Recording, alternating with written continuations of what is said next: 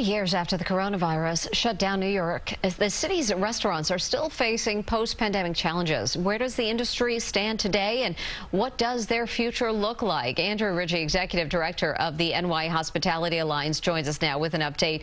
Good morning, Andrew. Good to see you. Good morning. Nice seeing you. It's almost hard to imagine what happened 3 years ago when the entire city shut down. What lessons have restaurant owners learned? Well, you know, it was absolutely devastating. We've lost so many restaurants, so many jobs, and it's just been such a challenging time. I think what restaurants learned is that we are small businesses, and when we get shut down, it creates repercussions throughout the local economy, but it also shows how much New Yorkers love their restaurants. I mean, people came out when they could to support, because when you lose your neighborhood restaurant, it feels like you almost lose part of yourself, you know? So true. One estimate finds there are now 13,000 fewer restaurant jobs compared to 2020. What do you make of all of that? You know, it was such a disruption to the city, to the industry. So people left. I'm not sure if all of them are going to come back and work at restaurants.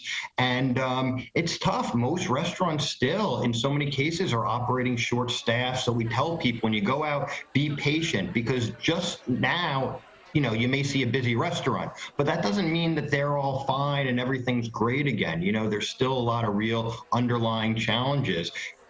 Rent debt, all types of pandemic debt, and operating with fewer workers. So there's still a road to recovery, but we are in such a better place than we were even a year ago.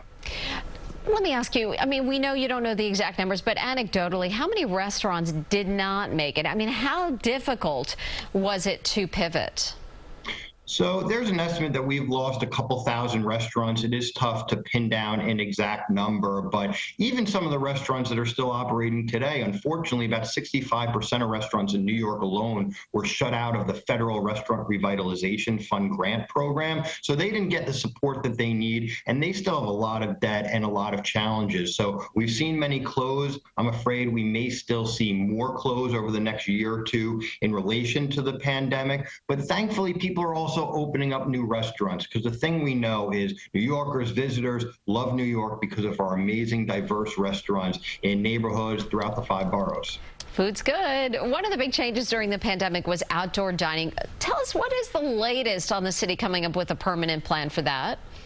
You know, talking about jobs, it saved about 100,000 jobs, thousands of restaurants. New Yorkers love dining al fresco, people that come to New York, but we've been operating in this temporary emergency status for way too long. So we need a permanent program that allows restaurants to use the sidewalks, the roadway spaces for their eateries, but it needs to cut the red tape and the bureaucracy. We need some standardization, a sustainable program. We need to get rid of all these abandoned or unkept roadway dining structures and really create a program very soon that New Yorkers and everyone can be proud about, that can be successful for a long time. So we need the mayor and the city council to get that done. We need certainty, and we need to know what we're doing, not just kind of operating in limbo.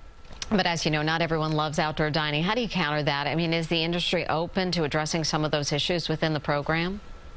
Absolutely. I mean, so many of the concerns that have been raised are a result of not having a permanent program, and that are a result of responding to an unprecedented crisis. So I think a lot of the issues can be addressed by having smart, sensible, common sense regulations, having the city enforce those regulations, get rid of the stuff that's not being used, upgrade the standards to address those concerns, reasonable operating hours, and a lot of other measures that will make it more successful. Don't forget, we had sidewalk cafes before the pandemic. It was just that a lot of restaurants in neighborhoods outside of Manhattan weren't able to have them. It was cost prohibitive, and there was too much red tape. So a sensible system can address a lot of the concerns people have, both residents and restaurateurs. And Andrew, last month your group announced the creation of the NYC Hospitality Alliance Impact Foundation.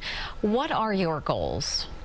Well, we know that restaurants are real anchors of the community, supporting in so many ways. So we're going to help give scholarships to local New York kids that want to have a career in the restaurant industry, make sure they can get the proper culinary education they need to succeed. We're going to help purchase meals from local restaurants and deliver them to New Yorkers in need. So if they're displaced due to some sort of crisis, we can make sure that they can get the food that they need to support them and their families, while supporting local restaurants, and also help with job job training and placement to make sure that there's good jobs, sustainable jobs, and that New Yorkers have the skill sets and the experience they need to go work and even one day open their own restaurant.